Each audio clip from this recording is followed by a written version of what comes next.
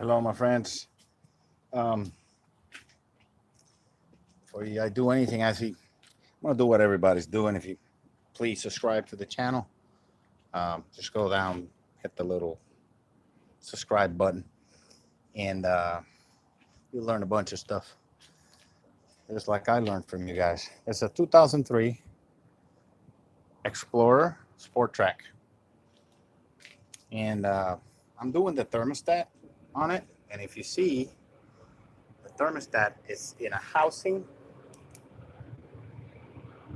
so it has this cover at the top. I removed the throttle body just so that I could work a little bit better, just have a little more space. And I removed the intake hose. I left the mass airflow sensor connected and everything else. You can leave the TPS, that's the throttle positioning sensor, and leave it on. And then,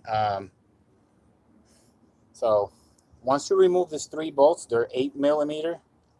There's one in the back, one here, and one here. Then you remove that hose clamp. Take that hose clamp off, and you can undo that hose clamp too. And you're gonna find back there 2 sensors. One is for temperature sensor, coolant temperature sensor, and probably the other one's probably for the gauge. They're 2 different ones. The coolant temperature sensor is for your computer. Some cars just have it that one talks to the computer, and the other one just talks to your gauge on your gauge cluster on the dash. So, and then you're going to find 1 bolt there, another bolt here, and there's another one. I think it's back there.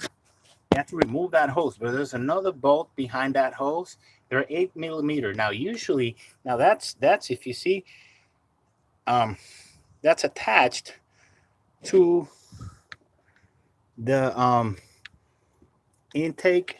I believe is the intake or the front of the block. I think it's the front of the block because this is a plastic intake, so it's the front of the block so that it moves the coolant. Usually, you can see the rust around. The person who had it before me, they did not run coolant through it very much. I did that when I got it.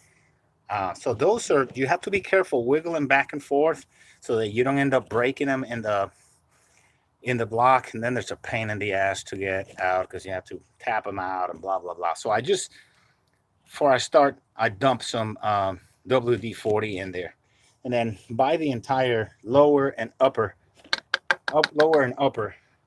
thermostat housings. When you do it, those things leak. Just get it over with. It's like $50, the whole thing, the whole setup. But it'll save you so many headaches and leaks and stuff. And then if you overheat, then you're talking about an engine. These things are overhead cam, and they're a pain in the ass to do because one cam is forward, the other one's backwards. I don't even mess with them. I just throw another engine in them, and if something happens to the heads, I don't want them. But I mean, they run great. I've seen people with almost 500,000 miles in this engine, 4.0.